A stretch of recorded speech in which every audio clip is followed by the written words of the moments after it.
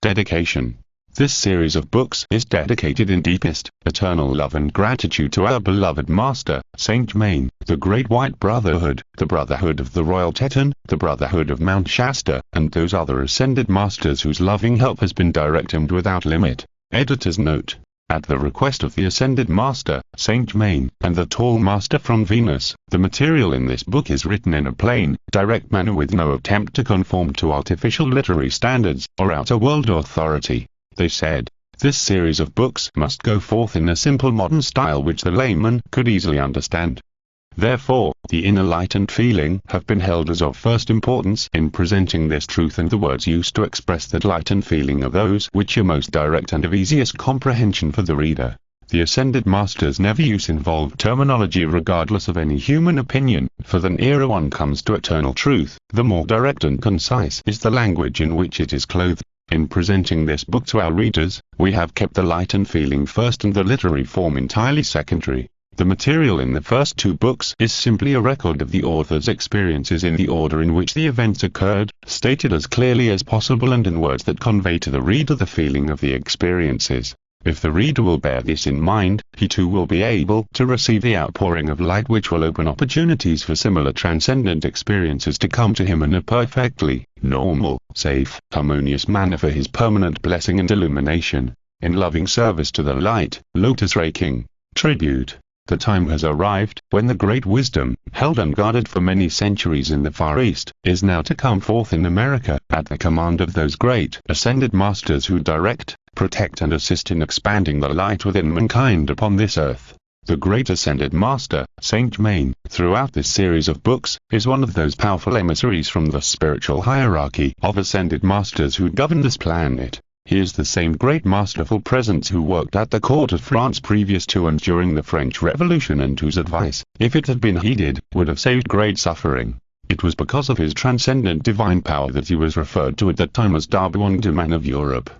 He is indissolubly linked with America past, present, and future. For a very important part of his work upon this earth is the purifying, protecting, and illumining of the people of America, that she may be the carrier of the cup of light to the nations of the earth in the golden age that is opening before us. America's very freedom in the beginning of her existence was due largely to his tireless efforts in protecting and encouraging those responsible for her inception. The drafting of the Declaration of Independence was also a direct result of his help and influence, and it was his love, protection, and guidance which sustained Washington and Lincoln during the darkest hours of their lives. This beloved brother of humanity, who works untiringly for its light and freedom, is even now during the present hour in America working in the world of governmental affairs, and bringing about certain beneficial changes that will bless her and through her the world. Not for many years ahead, will the people of America and the earth know how much of their good they owe to this great ascended master, to whom it is impossible to do full justice, except in deepest love, obedience, and service to the ideal for which he stands and ceaselessly labors. This intimate knowledge of his activities in our country makes possible a feeling of close contact and love for him that becomes a living, tangible force in the life of the reader. The radiation of this book is such as can only be given by an ascended master who, in this case, is the great beloved bearer of the light, Saint Germain. Godfré raking. Foreword. It was through Saint Germain's assistance that I was privileged to have the experiences recorded in this series of books, and that permission has been granted for them to be put in a form which can be given to the public. No one can realize, unless he too has had similar assistance, how great and eternal is my love and gratitude to him and those other ascended masters, whose assistance I had. With the exception of Saint Germain, the real names of the ascended masters, exact locations, records, and treasure herein described are withheld intentionally, at his command, for reasons that are obvious, because only by the service of love and invitation from the ascended masters is the right earned to be with them in visible, tangible, living, breathing bodies. Any other way of approach is bound to meet with disappointment and failure, for the great presence and power which has guarded through the centuries, guards them still. One's own inner purity, strength, and attainment are the only passports by which one enters into these activities, and association with the ascended masters comes about. When an individual, by conscious self-correction of his weaknesses, reaches a certain point, nothing in the universe can keep him from them. In America there is one of the most ancient foci of the Great White Brotherhood which has been working for man's freedom since his advent upon this planet.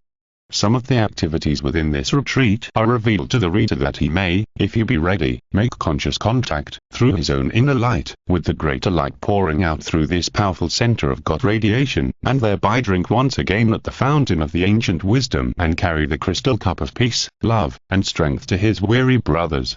The purpose of putting this book into the hands of the public is to convey to the individual the encouragement and strength that will lift and sustain him through the transition period we are now in, and reveal something of the sane and sound foundation upon which the future of our country and the coming ages, this hour, being built. This book is written in the embrace of the majestic, towering presence of Mount Shasta, whose apex is robed forever in that pure, glistening white, the symbol of the light of eternity. Its pages are a record of the way by which I was brought in touch with the beloved Master, Saint Germain, and those other great, ascended masters who labor ceaselessly to assist the humanity of this earth, as it struggles on the path to peace, love, light, and everlasting perfection. I, whose experience it was, held steadfastly to a great dominant desire from within to see, to hear, and to know, infallibly, the truth of life. I was led step by step to realize and to accept the mighty God presence within my own being, the light that light every man that cometh into the world, the Christ.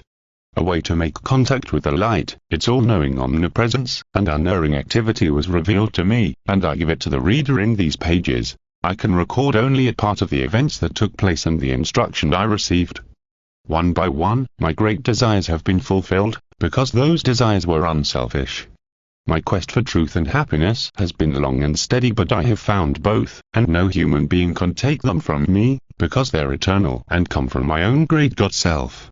In presenting this experience, it is with the deepest prayer that the reader may receive the light, be blessed, and prospered on his way, as he walks the path of truth in which alone can permanent happiness be found. There, and there only, will the seeker after light find eternal peace and activity in the service of love. If my present effort in sending these books forth into the world can carry some of the love, light, and happiness I have received, to those of earth, who also have been seeking the light, I shall have been amply rewarded. The saying that truth is stranger than fiction applies to this book. It is for the reader to accept or reject as he chooses, but the ascended masters, whose help I have received, have said to me often, the more humanity can accept our presence, the wider it opens the door for us to pour greater and greater help to it. But the rejection of us, by those who do not agree with this truth, does not remove us or the truth from existence and activity in the universe. Those who do accept the truth herein recorded, will find a new and powerful full centering their lives. Each copy carries with it this mighty presence, its radiation, and sustaining power. All who study these pages honestly, deeply, sincerely, and persistently, will know and make contact with the reality of the presence and power. To those who read this work, I wish to say, that these experiences are as real and true as mankind's existence on this earth today, and that they all occurred during August, September, and October of 1930, upon Mount Shasta, California, USA. Godfré Raking. The Ascension. By Kenra. I feel my God flame touch my brow, the breath of love eternal now. I raise my eyes and lo, I see my own great God self over me. A dazzling cloud envelops all. I hear my own God presence call. I feel a surge of love's great might. I enter deep its breath, its light. I see within this pulsing flame. I listen, and hear my secret name. I feel the glow, the great flame breath. I am the victor over death. I stand forth free, ascended now. To my heart's light, all things do bow. I am a being of cause alone, and that cause, love. The sacred tone. I pour out life. I lift, I raise, my heart overflows and sings its praise. My power strengthens and inspires. My great light raises God's own fires. I am a sun, my love, its light. All else grows dim. Earth lost to sight. I know that I am God. The one, the source. The great, great central sun.